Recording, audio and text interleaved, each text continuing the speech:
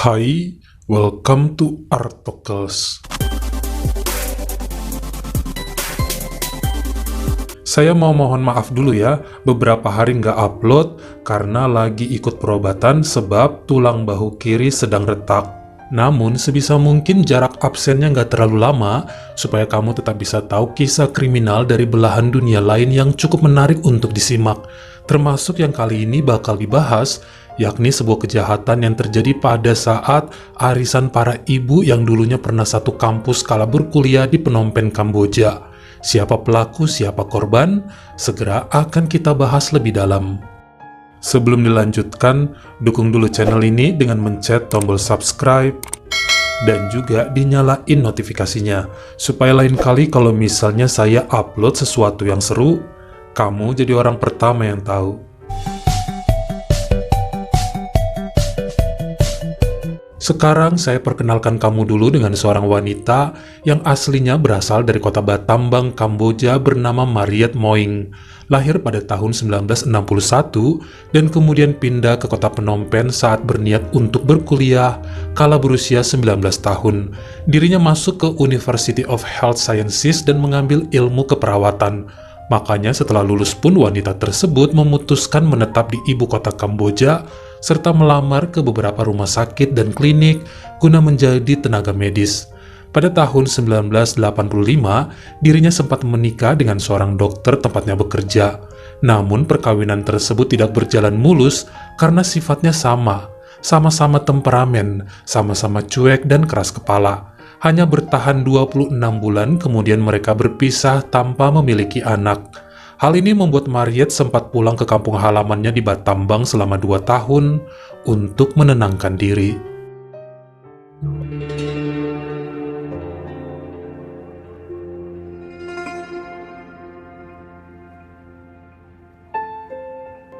Pada tahun 1988, perempuan tersebut kembali ke Phnom Penh dengan semangat baru. Awalnya dia kerja sebagai asisten apoteker, lalu jadi juru rawat di klinik kecil, sampai kemudian dikenalkan dengan seorang admin keuangan dari rumah sakit sentral Phnom Penh bernama Bardo Chim. Hubungan mereka cukup dekat, dan lelaki tersebut membantu Mariet untuk menjadi perawat di rumah sakit tempat Bardo bekerja. Selanjutnya, mereka pacaran dan menikah di tahun 1991 saat usia Mariet 30 dan Bardo 33 tahun. Meski mengetahui bahwa istrinya dulu pernah menikah, namun gak masalah bagi sang suami. Keduanya dikaruniai seorang putra di tahun 1993 dan menjadi anak satu-satunya. Berharap bisa punya momongan lagi, namun gak pernah terkabulkan. Sayangnya pada tahun 2009, ada sebuah kecelakaan yang harus merenggut nyawa putra mereka. Remaja tersebut tidak sanggup bertahan, dan ini membuat Bardo sangat terpukul. Setelahnya ada kerenggangan antara Mariet dan suaminya. Pria itu suka minum alkohol, jarang pulang, dan sering menghilang tanpa mau ngasih kabar. Keduanya juga beberapa kali konsultasi mengenai rasa stres yang dirasakan Bardo pasca kehilangan putranya. Namun dokter tidak bisa berbuat banyak, dan Mariet mulai jenuh sama pernikahannya. Tapi nggak pernah terbersit mau berpisah. Dia tahu sang suami butuh waktu untuk kembali pada keadaan semula dan menerima kenyataannya, tapi justru hanya pertengkaran yang terus terjadi. Di tahun 2011, Bardo menyatakan pisah dan pergi begitu saja. Ini sangat disayangkan Mariet karena usianya kala itu sudah 50 tahun. Malulah dilihat orang lain. Namun semua benar terjadi, dan wanita itu pun tinggal dengan seorang putri angkat yang juga bekerja sebagai seorang suster.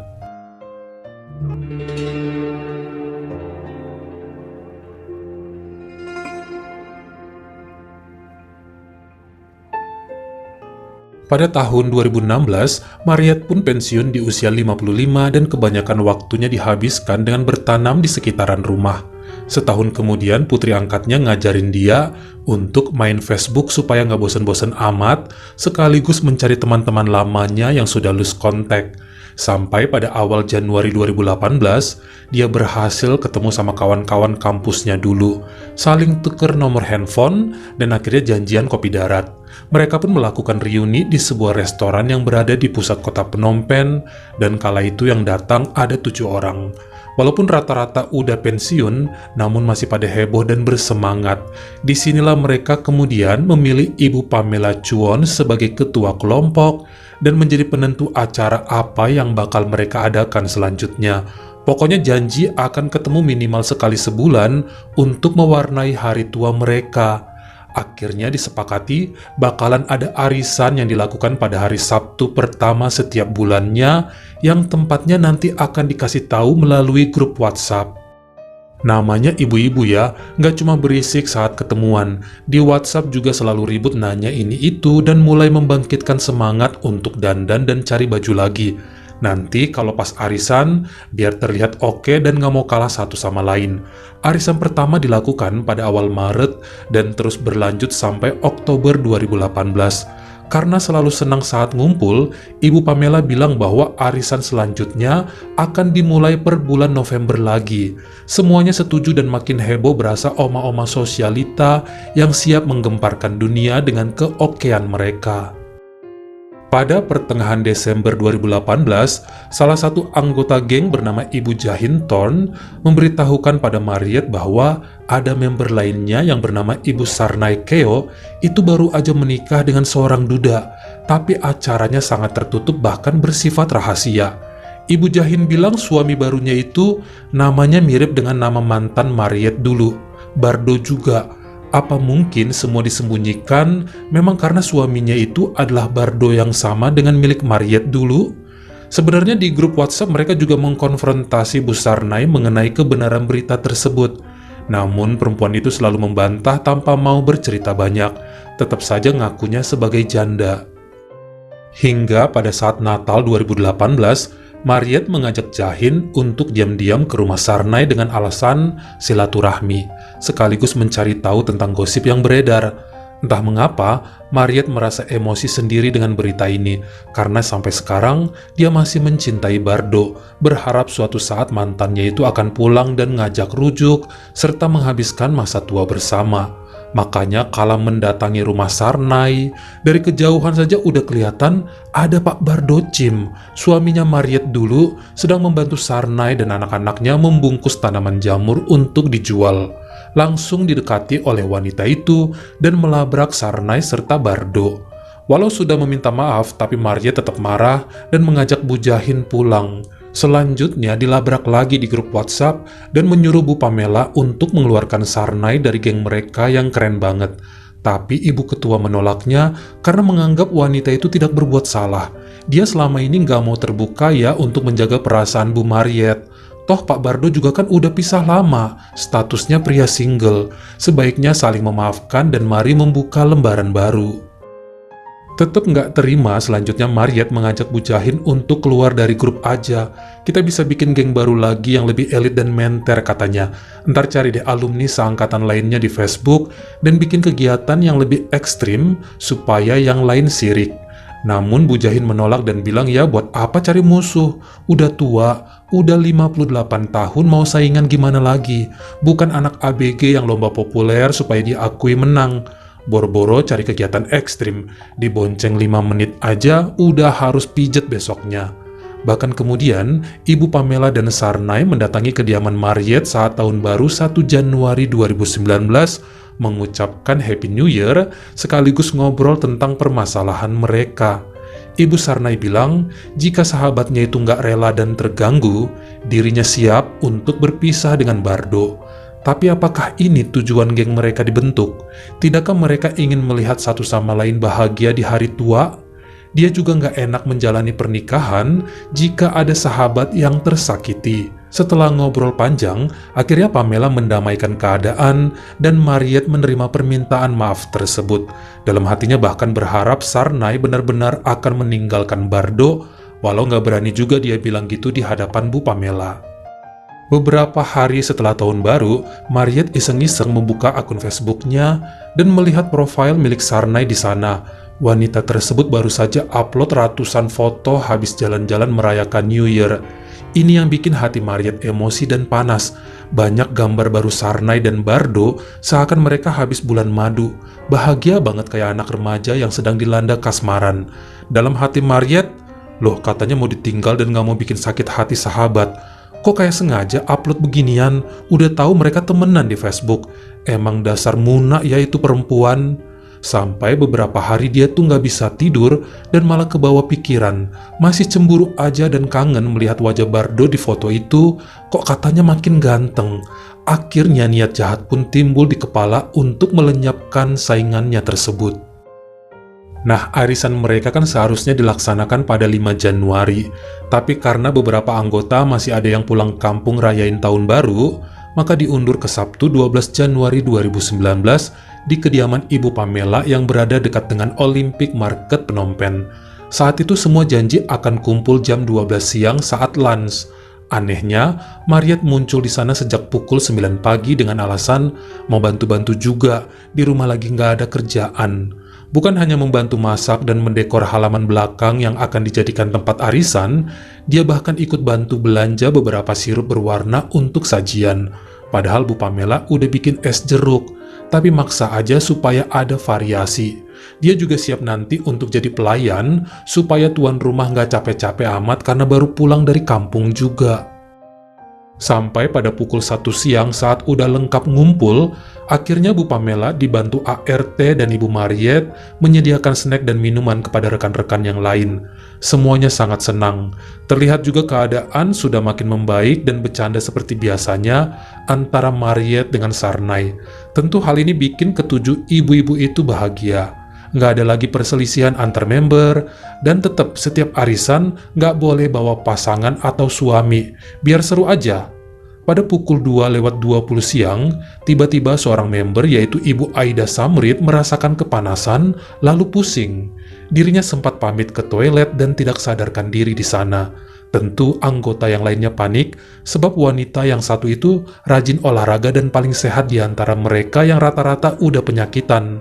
Langsung ramai-ramai dibawa ke rumah sakit Prestige, dan gak sampai 30 menit, nenek dua cucu tersebut dinyatakan telah menghembuskan nafas terakhirnya di usia yang ke-60 tahun.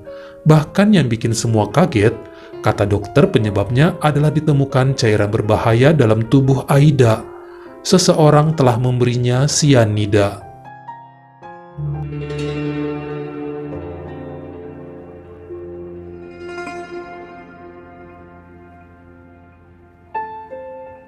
Saat itu, pihak kepolisian menahan 6 orang ibu serta seorang ART yang dianggap memiliki kemungkinan menaruh zat tersebut di sirup milik Bu Aida. Sayangnya nggak ada CCTV di dapur maupun halaman belakang rumah Pamela kala itu yang bisa menunjukkan pelakunya. Melalui wawancara pada mereka semua, tidak satu pun yang memiliki dendam atau berniat ingin menghabisi perempuan tersebut. Nggak pernah ada konflik dengan dia. Orangnya juga paling dewasa, ngayom, bijaksana dan rajin membagikan kata-kata penyemangat untuk semua anggota grup. Makanya kejadian ini bikin bingung dan geleng-geleng kepala.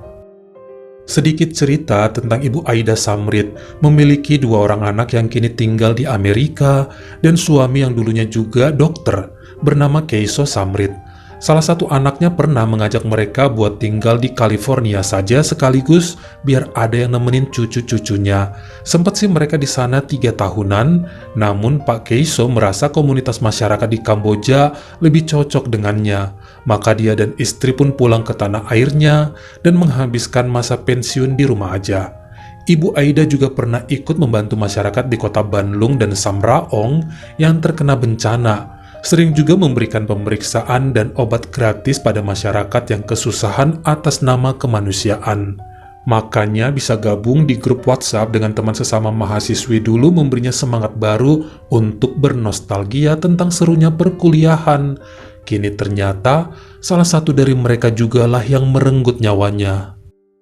Dari penyelidikan polisi, akhirnya diketahui bahwa ada bungkusan aneh di tempat sampah dapur Bu Pamela, yakni bekas zat berbahaya itu dibawa ke sana. Lalu ditemukanlah sidik jari dan DNA Nyonya Mariet.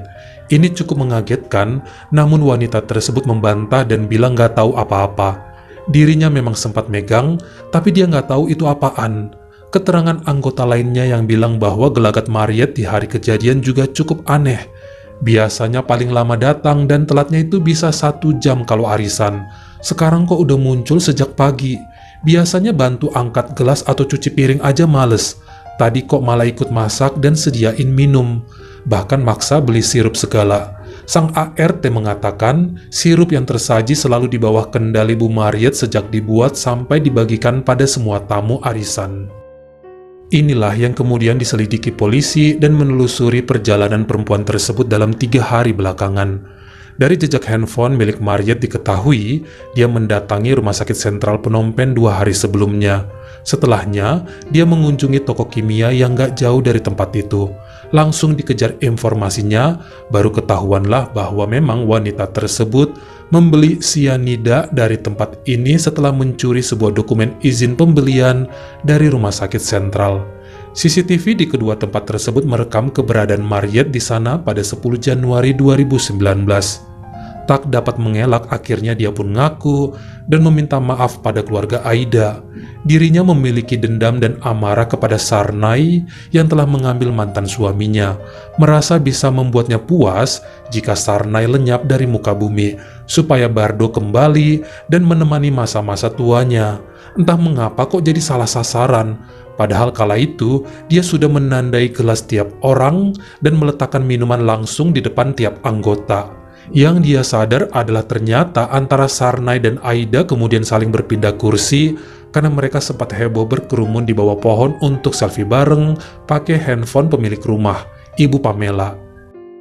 Sarnai juga baru teringat bahwa saat itu memang pindah tempat sehabis foto-foto karena Bu Aida memilih kursi terdekat. Capek katanya keliling meja. Dia juga ingat Bu Aida sempat teriak padanya, "Ini minuman kamu ya? Ku minum aja ya?" Dan dijawab, "Iya nggak apa-apa, lagian belum kesentuh juga. Emang minum sirup, nggak takut gula naik?" Sempat dijawab Bu Aida, "Besok jogging biar tetap sehat."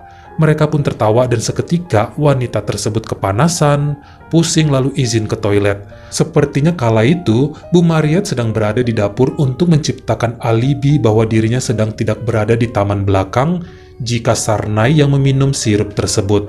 Ternyata salah target. Cukup lama ya persidangannya berlangsung di Pengadilan Tinggi Kota Phnom Penh ini. 7 bulan lebih karena pengacara Mariet kemudian menyuruh kliennya supaya nggak ngaku. Namun bukti di pakaian serta keterangan ahli mengenai zat-zat berbahaya ini diikuti CCTV pembelian tetap mengarah pada satu-satunya tertuduh yakni Bu Mariet. Maka per hari Selasa 23 Juli 2019, Hakim Yu Bun Leng mengumumkan bahwa Mariet bersalah dengan sengaja dan terencana melenyapkan nyawa seseorang walaupun salah sasaran. Dirinya terkena tuntutan tingkat 1 dan menerima hukuman seumur hidup. Dalam hal ini dia bakal berada di penjara sampai usianya habis. Sementara Pak Bardo kebanyakan diam tanpa mau memberi keterangan apa-apa mengenai perbuatan mantan istrinya itu. Begitu juga putri angkat Mariet yang menutup diri. Sementara Bu Pamela mengatakan tak pernah lagi ada arisan-arisan karena takut menimbulkan dendam gak jelas di antara mereka. Namun reuni masih diadakan tiap tahun sekali aja. Di lain tempat Pak Keiso akhirnya mau pindah ke Amerika bersama anak dan cucunya. Bagaimana nih menurut kamu? Apakah Bu Sarnai salah karena menikahi Pak Bardo diam-diam? Dan apakah hukuman yang diterima oleh Bu Mariet terlalu berat mengingat usianya udah tua? Kamu komen di bawah. Kalau kamu suka sama video ini, jangan lupa ya klik like serta tombol share-nya.